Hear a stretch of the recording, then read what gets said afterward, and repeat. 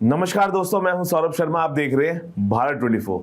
जो शख्स आज मेरे साथ मौजूद है वो हाल ही में कांस से आई हैं और कांस में उनका कैसा रहा एक्सपीरियंस, कांस में जो रेड कारपेट था उसका कैसा एक्सपीरियंस था, मैं उनसे जानूंगा। रुचि, बहुत बहुत स्वागत है आपका भारत 24। नमस्ते। शुरुआत करने से पहले मैं यही कहना चाहूंगा कि हरियाणा की मिट्टी से निकली वो चमकती शख्सियत जी, जिसने न केवल ब्यूटी का ताज पहना बल्कि अपने कॉन्फिडेंस और सोच से लाखों दिल जीत लिए। क्या बात है sir, thank you so much. आप शायरी बहुत अच्छी करते हैं।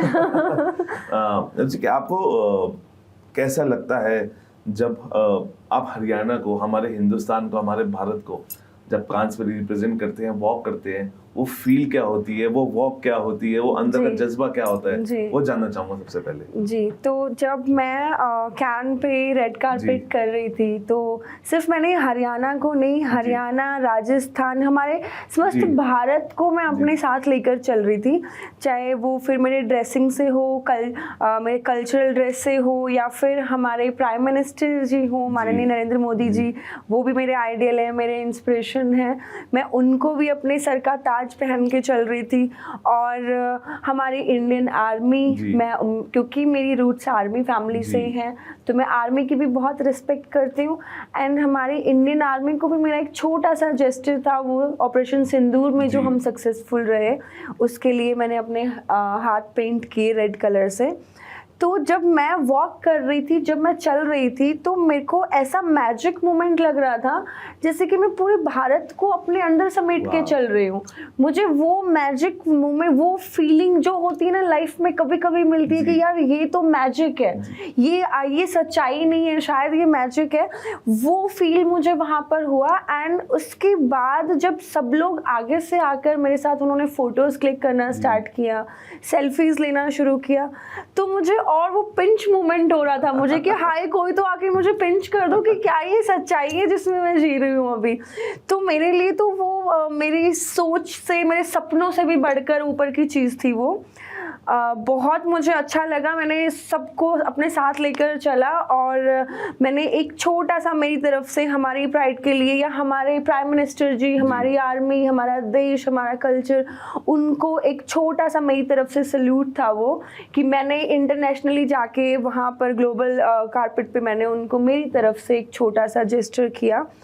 बहुत ही मुझे अच्छा और प्राउड मोमेंट था मेरे लिए वो। अच्छा, क्योंकि जब आप वॉक कर रहे थे तो खबरें लगातार बन रही थी। जी जी। जब आपको क्लिक किया जा रहा था तो आप हर जगह दिख रहे थे। हाँ जी। जब नेक्स्ट मॉर्निंग आप उठे, जब सब जगह अपने आप को पाया हेडलाइंस में, वो रिएक्शन जानना चाहता हूं। वो रिएक्शन मैं बोल रही हूँ ना, वो पिंच मोमेंट था मेरे लिए कि कोई तो मुझे पिंच करे। क्या मैं कहीं अपने सपने से उठ के कोई दूसरा सपना तो नहीं देख रही हूँ नींद से उठ के?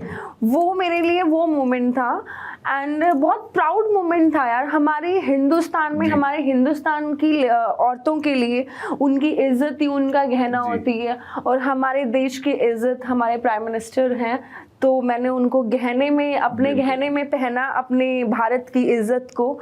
तो मुझे बहुत ही, मतलब बहुत अमेजिंग फीलिंग, एक मैजिक वाली फीलिंग थी। अच्छा, आपको कभी मौका मिला पीएम से मिलने? अभी तक तो नहीं, बट मुझे उस मोमेंट का इंतजार रहेगा कि मैं कभी उनको सामने से मिलूं। एक सल्यूट मैं उनको मेरी तरफ से करना चाहती हूँ, कभी अगर उनसे मुलाकात हुई तो। अच्छा, आपको क्या लगता है कांस फिल्म फेस्टिवल जो है सिर्फ फिल्म का मंच है या फैशन और कल्चर का भी एक्सप्रेशन है?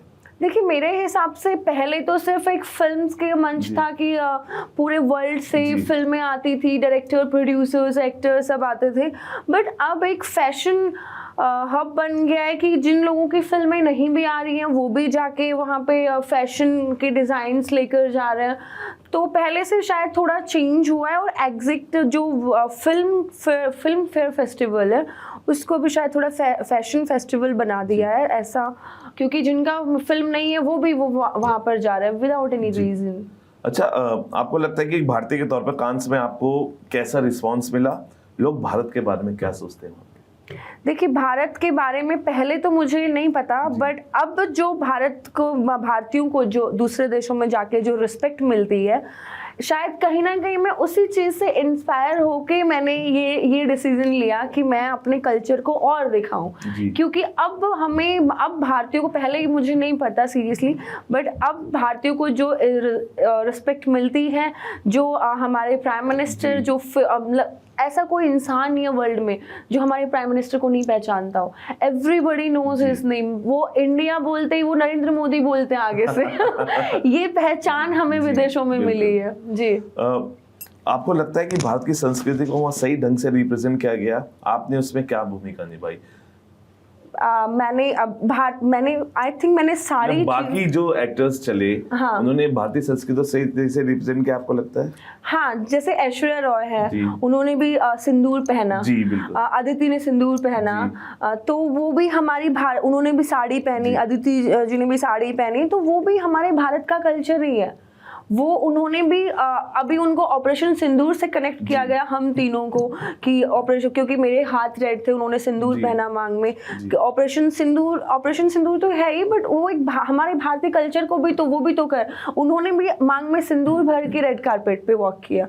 तो वो एक अभी धीरे धीरे आई थिंक सब लोग वापस से यू टर्न ले रहे हैं हमारे कल्चर की तरफ धीरे धीरे। पहले फैशन में आ गए थे, अब वापस से शायद कल्चर की तरफ वापस आ रहा है आई थिंक। अच्छा, कोई फैशन आइकन से मिलने का मौका मिला, फिल्म मेकर से मिलने का वहाँ पे मौका मिला आपको? क्योंकि आप सभी रेड कार्पेट पे थे, सब गेट टुगेदर था, तो किसी से मिलने का मौका हुआ? देखिए, रेड कारपेट पे क्या होता है ना, रेड कारपेट पे इतना आपको टाइम नहीं मिलता है कि आप वहाँ पर किसी से मिलो या बात करो।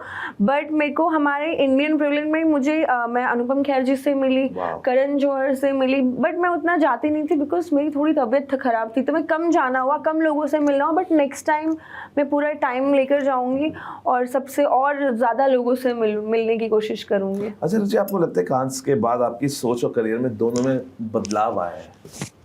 देखिए, सोच तो मेरी पहले भी ऐसी थी, अब भी ऐसी ही है। करियर में हो सकता है कि लोग पहले मुझे जानते नहीं थे, बट अब रुचि गुज्जर नाम से, हो सकता है मेरे फेस से मुझे नहीं पहचाने, बट रुचि गुज्जर नाम से सब जानने लग गए हैं। तो ये चेंजेस हुए हैं। बाकी सोच तो मेरी पहले भी अच्छी थी, अब भी अच्छी ही है। अच्छा, इसके बाद क्योंकि चैलेंजेस बढ़े हैं, क्योंकि आपको लोग पसंद कर रहे हैं, आपका जो प्रेजेंटेशन था उसको बहुत पसंद किया जा रहा है, अभी सोचा कि इसके बाद और कौन से इंटरनेशनल प्लेटफॉर्म्स पे रुचि गुज्जर अपने आप को रिप्रेजेंट करेगी, भारत को रिप्रेजेंट करेगी? देखिए, मुझे जब भी जहां मौका मिलेगा मेरे देश को, मेरे कल्चर को रिप्रेजेंट करने का, मैं हमेशा जाऊंगी, करूंगी। अब एग्जैक्ट तो मैं नहीं बता सकती फ्यूचर में कब, कहाँ, कैसे, क्या होगा, बट मुझे जब भी मौका मिलेगा मेरे देश के लिए मैं कभी पीछे नहीं हटूंगी। मेरे अंदर देशभक्ति की भावना बहुत तगड़े वाली है। अच्छा, कांस का ज्यादा खाना पसंद आया या हरियाणा की रोटी साग ही मिस कर रहे थे? नहीं, वही तो तबीयत मेरी इसीलिए खराब हुई क्योंकि मुझे खाना नहीं मिला वहाँ पर। Like I am pure vegetarian, तो मुझे मेरा खाना नहीं मिला, तो 2 ही दिन में मेरी तबीयत खराब हो गई थी, 2-3 दिन में ही। अच्छा, रेड कार्पेट कोई ऐसा मोमेंट जो कैमरे में नहीं आया लेकिन आपको हमेशा याद रहेगा?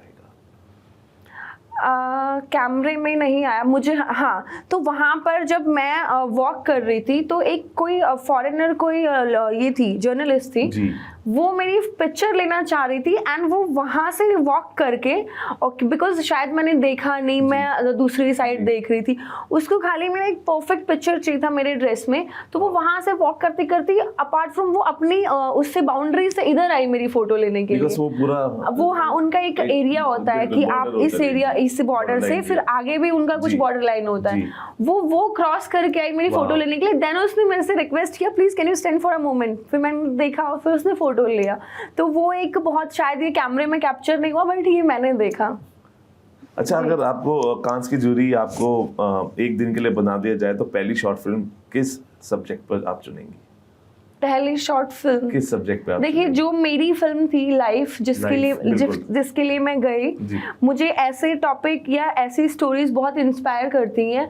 तो मेरी फिल्म की स्टोरी थी प्रेगनेंसी, अबॉर्शन एंड सुसाइड। तो ये जो ऐसी जो औरतों से, वुमेन से जुड़ी हुई जो स्टोरीज होती हैं, मुझे वो बहुत इंस्पायर करती हैं, या वुमेन राइट्स। तो मैं ऐसा ही कुछ टॉपिक देखूंगी, ऐसी कोई स्टोरी देखूंगी। यस। अच्छा, क्योंकि अभी you see paparazzis all around, उनकी फ्लैश लाइट्स और जो कांस में जो कैमरों की फ्लैश लाइट्स, उसमें कितना अंतर मानते हैं? देखिए कांस की लाइट एक ये है, पेपराजी ठीक है, जी।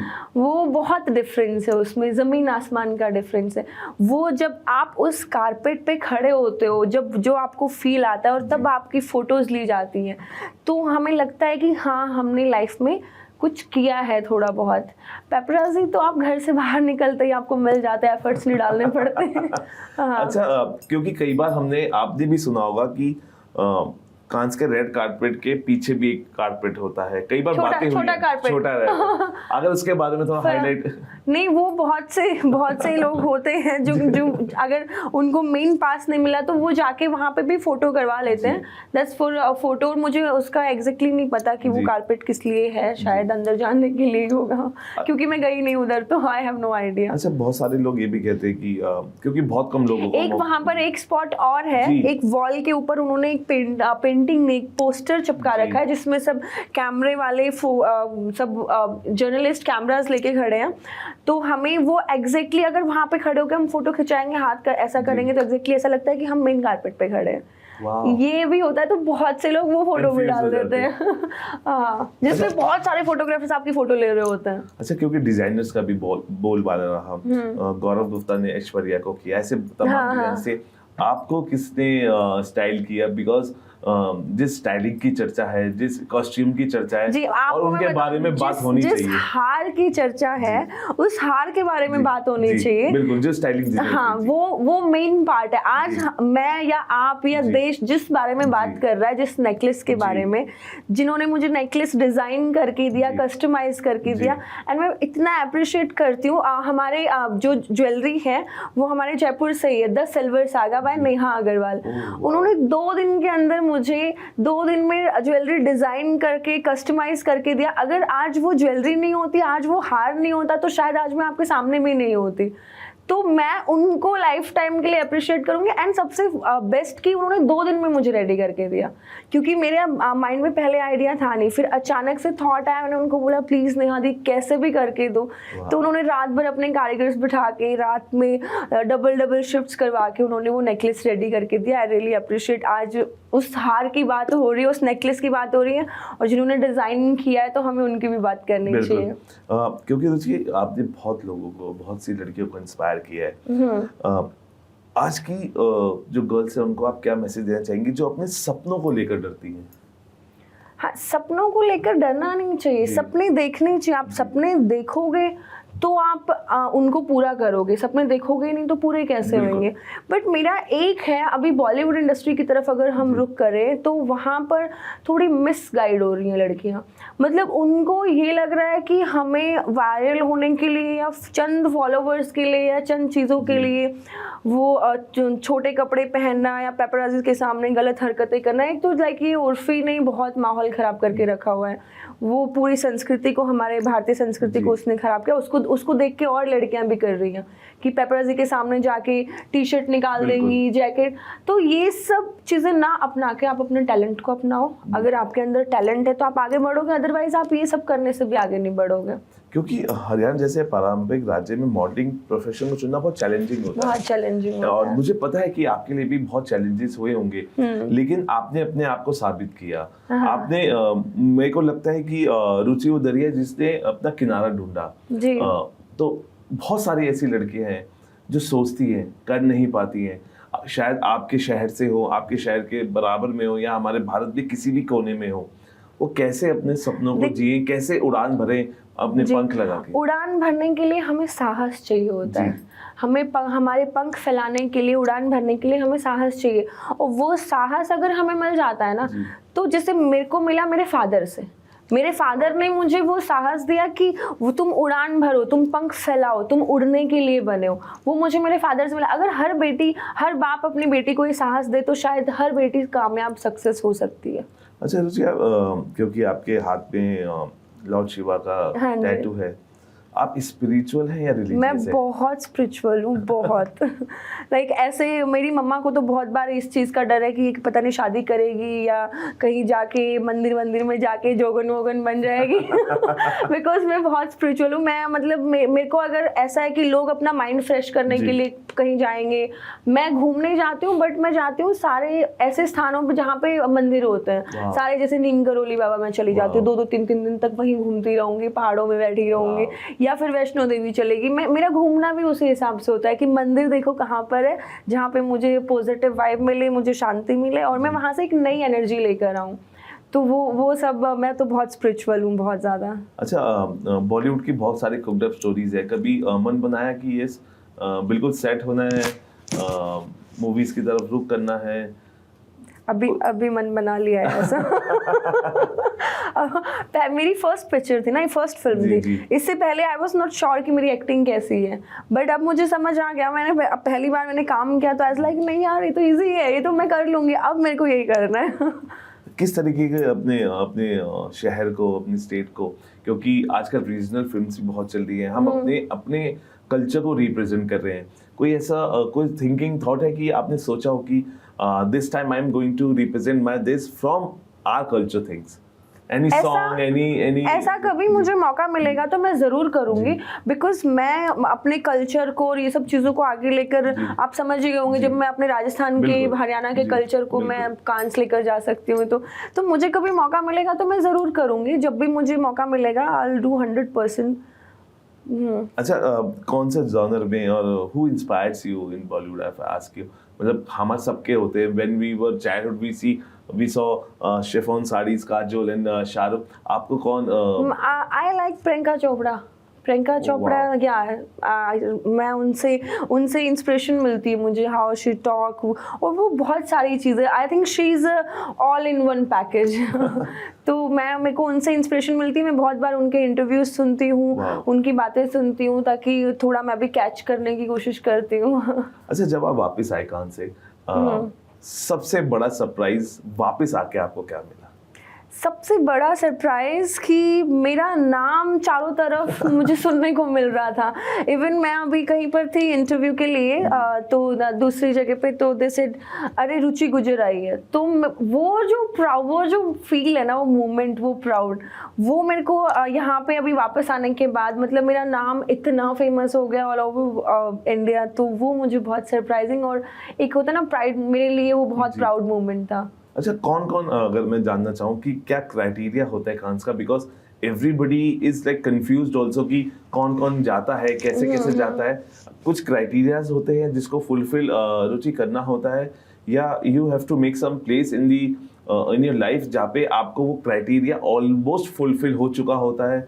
क्या होता है? बिकॉज बहुत सारे कंफ्यूजन हमारी लोगों में है, बच्चों में है, फीमेल्स में है, मेल्स में, कि कैसे होता है, क्या होता है क्राइटेरिया? देखिए मेरा भी फर्स्ट टाइम था, बट जितना मैं जानती हूँ, या तो आपको कोई ब्रांड कोई स्पॉन्सर करता है, आप किसी ब्रांड कोई ब्रांड एम्बेसडर है किसी, वो स्पॉन्सर करते हैं, या वहाँ की गवर्नमेंट स्पॉन्सर करती है, या आपकी फिल्म वहाँ पर जा रही है, या आपने अपनी फिल्म वहाँ पर, आपकी फिल्म सेलेक्ट हुई है स्क्रीनिंग के लिए या अवार्ड के लिए या किसी और चीज़ के लिए, तो ये तो मुझे पता है। इसके सिवाय क्या होता है, आई हैव नो आइडिया। अच्छा, आपने बहुत करेजियसली अपने आप को स्टाइल किया और मोदी जी का जो हार पहना गहने के तौर पे, लेकिन आप शायद आपको पता भी होगा कि एक इन्फ्लुएंसर है मुंबई में जिन्होंने आपके खिलाफ FIR भी की, लेकिन वो किस तर्ज पे? बिकॉज मुझे ऐसा लगता है कि अगर हम अपनी संस्कृति को, अपने कल्चर को, अपने PM को रिप्रेजेंट कर रहे हैं, उसमें क्या बुराई है, क्या हर्ज है? लेकिन ऐसी सोच जब सामने आती है, क्योंकि कुछ आप अच्छा करने निकलते हैं और कुछ लोग आपके पीछे होते हैं, आपकी अच्छाई के पीछे, और कहते थे, विवेकानंद जी ने एक चीज कही थी, अगर आपकी सच्चाई के रास्ते पे चल रहे हो और उसमें मुश्किलें ना आए, तो आप समझ लीजिएगा कि आप सही रास्ते पे नहीं हो। तो आपको लगता है कि ये रास्ता थोड़ा टफ है, लेकिन आपने वो रास्ता अपना लिया है, आप रुकेंगे नहीं, झुकेंगे नहीं। मेरे डैडी का एक डायलॉग है कि जब हाथी चलता है अपनी मस्त चाल में तो 1000 कुत्ते भौंकते हैं। ये प्रियंका की मॉम ने भी प्रियंका को बोला था। ओह माय गॉड, ये नहीं पता था मुझे। ये प्रियंका की मॉम ने भी उनको बोला था। ये सीरियसली लॉर्ड शॉय का सब मुझे नहीं पता था, ये मेरे डैडी का है। तो डैडी बोलते जब हाथी अपनी मस्ती में चलता है ना तो 1000 कुत्ते 100 कुत्ते भौंकते हैं, उनकी तरफ नहीं देखता, वो अपनी मस्ती में चलता है। बिकॉज उनका काम है भौंकना, उनकी परवरिश ऐसी हुई है, उनका परिवार ऐसा है, या उनके परिवार में उनकी अपब्रिंगिंग ऐसी हुई है, या वो ऐसे वहाँ से बिलोंग करते हैं, तो उनकी सोच वैसी है, हम कुछ नहीं कर सकते। अच्छा, अब नेक्स्ट क्या प्लान्स है? बिकॉज मुझे लगता है कि आप ना थकने वाले हैं ना रुकने वाले हैं और पीछे मुड़ के देखने वाले भी नहीं हैं। अभी रास्ता और जो हमारा आगे की चीजें बहुत बड़ी है। हाँ। लेकिन उस बड़े महफिल में आपने अपने आप को नेक्स्ट कहाँ पुट कर रहे हैं? ये आगे का आपने सोचा कि yes next is this, because अब आपके लिए चैलेंजेस आपने अपने लिए बड़े कर लिए हैं। I love challenges. अब मुझे लाइफ में मजा आएगा, मतलब अभी तक तो स्मूथ चल रही थी, अब मजा आएगा।